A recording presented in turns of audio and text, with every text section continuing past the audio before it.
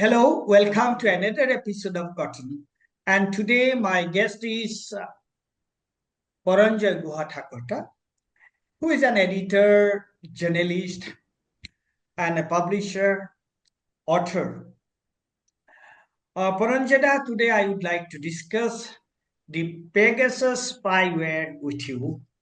And first, so that my viewers they understand the whole thing in the context, proper context.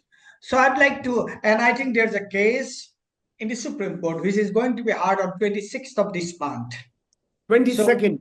22nd of, I'm sorry, 22nd of this month, April.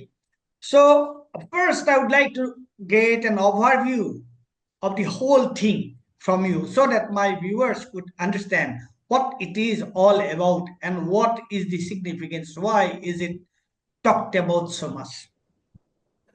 Thank you so much, Paresh Malakar. Thank you so much to all the viewers of Any Now for inviting me on this program. Pegasus is the name of a mythical horse with wings. This is a Greek mythology. But Pegasus is also the name of the most dangerous spyware known to humankind till now. It has been made by an Israel-based group called NSO. These are the initials of the founders of this spyware. What is absolutely unique and unprecedented about this software or the spyware is that the person in whose phone is compromised with this spyware, she or he will not know. It is not as if you have to click something and then the malware enters your phone. No. This enters the phone of a user without the user knowing about it. And once it has entered your phone, somebody else can listen to everything that you are saying, look at, view all the messages, the photographs, the videos, read everything, all the text, the audio, and the video without you even knowing about it. Now, what has been happening over the last several years, and I will discuss this in greater detail with you, is that this spyware, which is meant to be sold only to government agencies. It is meant for law enforcement purposes. The manufacturers of Pegasus, the NSO group, says this is being used to catch the drug smugglers, the pedophiles. If a drone is intruding into your territory, it can detect that. It says that even if a building has collapsed and underneath that rubble some people are trapped, they can find out the phone of a person who is trapped. So the NSO group claims that this Pegasus software is meant for law enforcement. But today there is a lot of evidence to show that this Pegasus spyware is being misused. It is being misused to target journalists, including journalists like me, perhaps you also, then lawyers, judges, social activists, human rights activists in particular, government officials, and so on and so forth. And there is evidence that this spyware was used to target the phones of the heads of the government of France, President Emmanuel Macron, and the former Prime Minister of Pakistan, Imran Khan, among others. There are several cases which have been found out. How was it all found out? In 2021, in June and July, it was released, the information was released that two international organizations. The first is a Paris-based international non-government organization called Forbidden Stories. They tied up with Amnesty International, and later on, the phones of the persons uh, whose phones were allegedly infected by Pegasus, they were also examined in Canada, in Toronto, by a laboratory called Citizens Lab, which is used by law enforcement agencies across the world. It is one of the world's best known forensic analysis of phone data, etc., etc. And I will tell you specific examples of what has happened. But the short point is this Paris-based organization, Forbidden Stories, they received a leak of 50,000 phone numbers. And these phone numbers were people from different countries across the world. And this was shared with over 80 journalists in secrecy in over 17 media organizations across the world.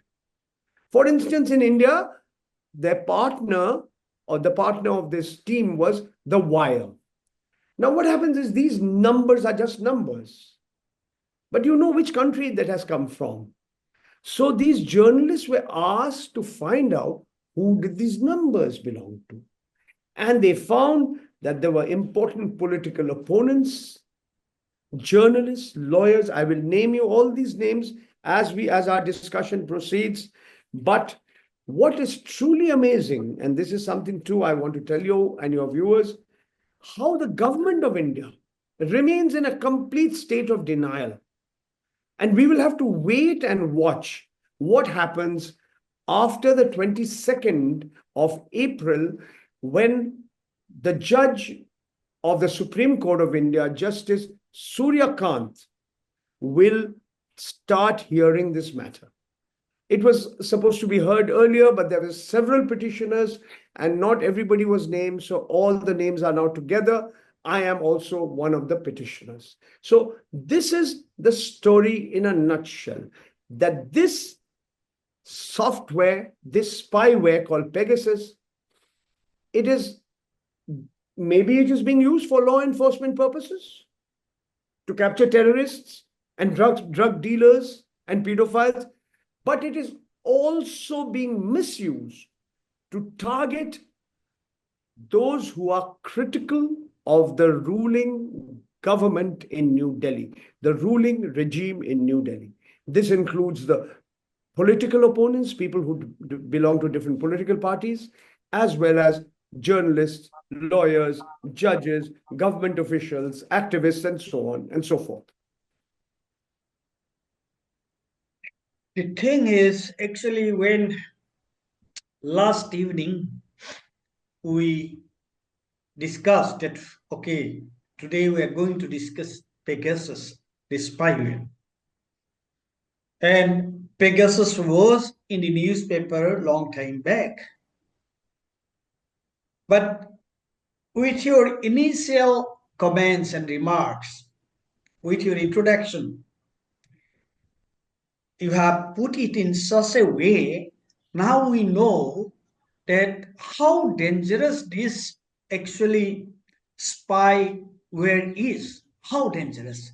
And my and that is that first number one is it's a very very dangerous thing. And why dangerous? I'll ask this question to you. And number two, why even after so many evidences, why government of India is in a denial mode? Now, my first question is that how this spyware is going to undermine democracy, number one, and privacy of the individual. I would like to know from you. All right. This is a very important question that you have asked. But before I answer this question to you, let me give you some names and some examples of what has happened and why this is so dangerous. So dangerous for humanity, so dangerous for democracy across the world. It was found that a columnist of the Washington Post newspaper and publication, his name is Jamal Khashoggi. He was an occasional critic of Mohammed bin Salman, or MBS, of Saudi Arabia. His body was found in the Saudi Arabian embassy in Turkey, in Istanbul. It was cut into pieces. Can you imagine how gruesome? One man's body is cut into pieces and buried. And this is in the Saudi Arabian embassy in Istanbul, in Turkey. And it was found that his fiancée, his lawyers, their phones were all being tapped. That there have been a case of a princess from the UAE, the United Arab Emirates. Her phone was also tapped. Let me give you another example, which is absolutely shocking. Two journalists from Mexico, Cecilia Pineda and Regina Martinez, they were investigative journalists. They were reportedly investigating the nexus between the drug dealers, the drug cartels, and the government officials. And they have died unnatural deaths. And their phones were used. The Pegasus was used as put into their phone. Let me give you some names in India. Among the phones that were allegedly compromised or infected by Pegasus in India includes the present leader of the opposition in the Lok Sabha and Parliament, Rahul Gandhi, and his associates and aides. It includes the nephew of the Chief Minister of Bengal, Mamata Banerjee. It includes the former Election Commissioner of India, Ashok Lavasa. It includes a scientist and a researcher, Gagandeep Kang, who took a very critical position against the government's COVID program. It includes the aide of Mukul Rohatgi, the former Attorney General of India. It includes the staff of a former judge of the Supreme Court of India, Justice Arun Kumar Mishra, among others. Journalists, Siddharth Vardarajan, J. Gopi Krishnan, myself, SNM Abdi, journalists who remain in jail as we are talking in Jharkhand, Rupesh. I have a long list of all the journalists. Now, what happened in India? Let's quickly look at what happened. The former judge or the Chief Justice of India, Justice N.V. Ramana, he asked a straight question to Tushar Mehta, the Solicitor General of India. Straight question, saying, has any agency of the government of India purchased this software? All it requires is an answer yes or no. Or no. But Mr. Tushar Mehta says, I cannot answer your question because this will compromise the national security of this country. How strange. It's amazing. It's amazing. Amazing. This is open court. This is a top officer, the law officer of the government of India. And talking to the Chief Justices of India. The Chief Justice, the senior most judge in India. Now, can you imagine? So what happened after that? All this was happening, and then in October of 2021, Justice Ramana set up a committee. It took him some time to set up that committee, but he set it up. This committee was headed by a former judge of the Supreme Court of India, a retired judge called R.V. Ravindran. And the two members were Alok Joshi, the former director of the R&AW Research and Analysis Wing in the Cabinet Secretariat, which is the external intelligence agency of the Government of India. And also, there was an industry expert, Sandeep Oberoi, who is a member of various international committees. There was another committee, which was a technical committee that included the Naveen Chaudhary. He was the National Forensic Science University National Forensic Sciences University in Gandhinagar in Gujarat. There was Mr. Dr. Prabhaharan P, professor at the Amrita Vishwa Vidyapeetham in Kerala. And there was Mr. Professor Ashwin Anil Gumaste of the IIT, Indian Institute of Technology, Mumbai. So the last three formed the technical committee. Now what happened? They presented a report. It is in three parts, three voluminous reports. In August 2022, about 2.5 years ago, more than 2.5 years ago, on the day before he retired, Justice Ramana in open court, he said the government has not cooperated with the committees. And he said in open court that the mere invocation of national security does not make the court a mute spectator. These are his words. They said 29 phones had been examined, mine included, and 5 had malware, but they couldn't state what kind of malware, whether it was Pegasus or not. Actually, that is what Pegasus is all about. You don't know what it is, because it keeps changing its shape and form. So anyway, what happened was something very interesting. And that is, Chief Justice of India, N.V. Ramana, in open court said that, there is some personal data which will have to be redacted. And he showed there were 2 thick volumes. And there was a thin third part of the report, which were comments and observations. And he said this can be made public. But this was not made public. This is what the Chief Justice of India says in open court, but the report is not made public. It is put back into the sealed cover, and it happens to be the property of the Secretary General of the Supreme Court of India. Now, this is amazing. The story is amazing. Now, more than 2 years have gone by. 2.5 years have gone by. And we are waiting and watching what will happen and what will not happen. Several things have happened. Paresh Malakar, I can answer that question about the law and what it means for democracy. But if you give me a few more minutes, I will tell you what is happening in other parts of the world. Something very Absolutely. Please stay. Okay.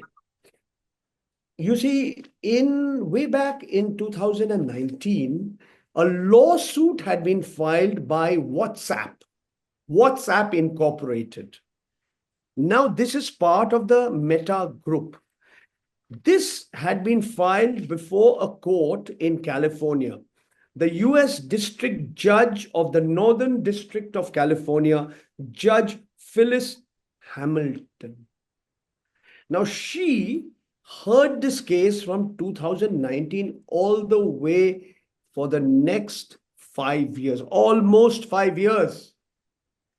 On the 20th of December 2024, Judge Hamilton upheld the allegations of WhatsApp and said that NSO, the maker of Pegasus, had violated a technical loophole and intruded into the phones of several people. A recent court document presented in court by WhatsApp on the 4th of April says that over 1,200 users of WhatsApp in 51 countries, 51 different countries, had been infected in 2019. Now, the details are very interesting. The breakup: 456 in Mexico. Next comes India, 54. Bahrain, 82, small country. Morocco, 69. WhatsApp has been used. All those opponents of the ruling, the king, the monarch. Pakistan, 58. Indonesia, 54. And interestingly, Israel, 51. Now, the present head of the Israeli government, Benjamin Netanyahu, his predecessor, Bennett, he suspected that his own followers, his own followers were being infected by WhatsApp. Now, you see, this is something that has never, ever before happened in the world. Now, we'll have to wait and watch what happens on the 22nd of April when the Supreme Court takes up the matter. Let me now answer the question that you raised. We have a law in India, which is a very old law. It is a law which is older, more than 1 century old. It was during the British times. It is called the Indian Telegraph Act of 1885. It has been subsequently amended. There have been Supreme Court cases. In 1997, there was an important Supreme Court case. It was PUCL versus Union of India. PUCL is the People's Union for Civil Liberties versus the Union of India. What does it say? That under certain circumstances, the government can legally tap your phone. If it suspects some national security is involved, or there is some criminal activity involved, but the law is clear. The government, it has to be authorized at the topmost level, the Home Secretary, the Secretary of the Ministry of Home Affairs in the Union government, or the Home Secretary of the individual states. It can be done only for a limited period of time. Everything has to be done in writing. So the question I've raised before the Supreme Court was, when my phone was infiltrated, compromised by Pegasus, was it done in a legally authorized manner? Privacy, the right to privacy, is a fundamental right of every citizen. It is not a question of somebody listening in to my wife asking me, what dal would you like to have, chana ka dal or urad ka dal? No, no. They want to know my sources. They asked me that in May 2018, when they discovered that there were some traces of malware in my phone. They asked me, what were you working on? And I said I was working on a book called The Real Face of Facebook in India. Facebook. I read that book. It is available in English and Hindi and Marathi and Bengali. I was working on an article, and please, your listeners should please read this article. It was called Carving Up a Business Empire Through Tax Havens, Ambani Style. This was a long article that talked about what happened to the assets of the late Dhirubhai Ambani, which were located outside India in different tax havens.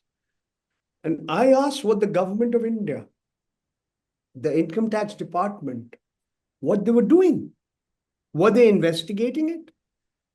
I had all the details, the bank numbers. I wrote to Shri Mukesh Ambani.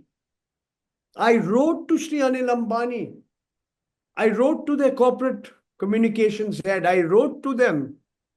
I said, I sent a questionnaire. I emailed a questionnaire to the Ambanis and their spokespersons. And I said, this is the information that we have. If we have anything wrong, please correct us. Please answer our questions. We put out charts, tables, flow charts to show how the money moved. What happened? They did not get back to us. Me and Abir Dasgupta, we wrote this article. Your readers can still read this article. Carving Up a Business Empire Through Tax Appeared, where did it appear? It appeared in May 2018 in the News Click. News Click. the portal News Click. I know this click here. Please read it. Please ask your readers to read it. So why did they use Pegasus? Were they And wanting to know? I request you to send that link to me I will if you definitely send it to you after our recording. The yes. question was simple. Do you want to, were they tapping my phone to find out who had leaked this information to me? Who? Was it somebody in the government? Was it somebody else? Was it somebody? Because my facts were 100% correct. So they were using Pegasus to find out my source. So the use of Pegasus is not only violates your privacy, your secrecy.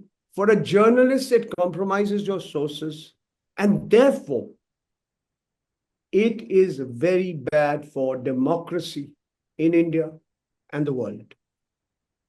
My God. You see, you have said so many things, and these are so shocking, and these are so revealing. And how can how can the government, how can we all be so unconcerned?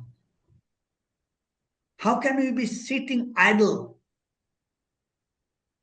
in the face of such revelations? This is a good question, Paresh Babu. Through this program, let people become aware. Is privacy an issue?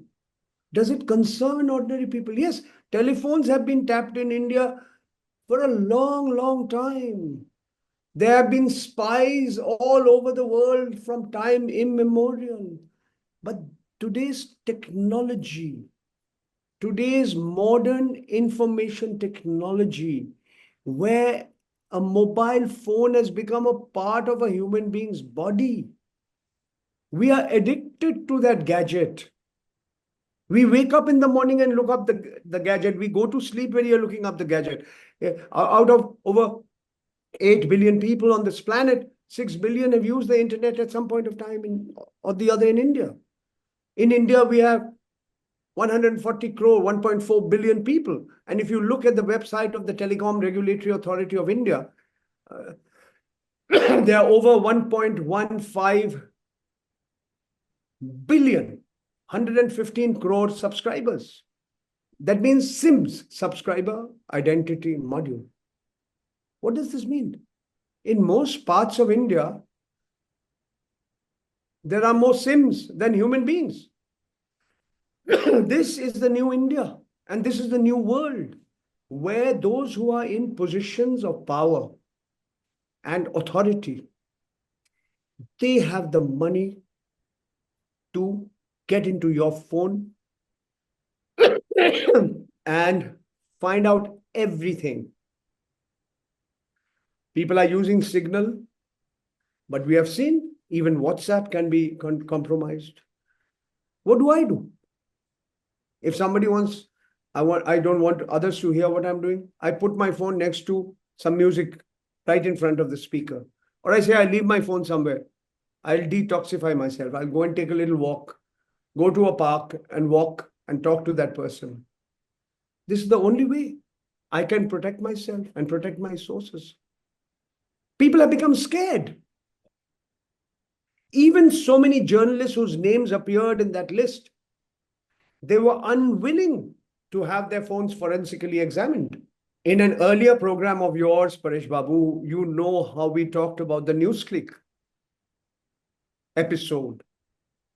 On the 3rd of October 2023, more than 400 police personnel were summoned to the office of the special cell of the Delhi police at 3 o'clock in the morning. They visited the homes of over 80 individuals in the National Capital Region. For the first time in India, something like this happened. 6:30 in the morning. During the emergency, it was called the midnight knock. This is the morning alarm service. At 6:30 in the morning, for the first time in India, hundreds, over 600 personal electronic devices, mobile phones, laptops, hard drives, pen drives, they're seized. There are no rules. They're with the Delhi police. The Supreme Court says, please frame some guidelines and rules. We are waiting for that. So this is No, that is what I'm complete saying. violation. You know Yeah, what is I was happening. actually while listening to You know you. what is happening in your portal, any now. You write an article and you are served a legal notice. They're Yeah, intimidating yeah, you. yeah.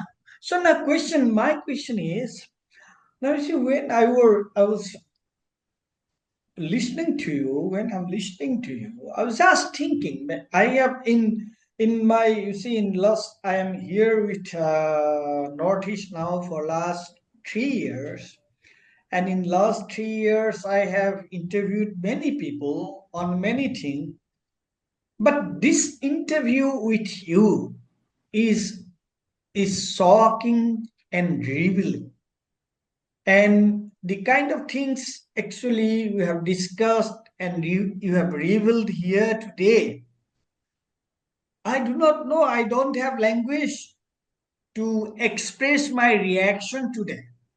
Now we call that, okay, technology, information technology, they elevates our freedom, they promotes liberty, individual freedom. Now where is our individual freedom? Where is our privacy? Nothing. The the software, this technology has, I must say, it has not only invaded our mind, it has also invaded our soul. Where do we exist? What do we do? How do we? Sir, you fight against it. You tell the people, you protest that this is how technology is being used and misused, how it has become a weapon, hathiyar.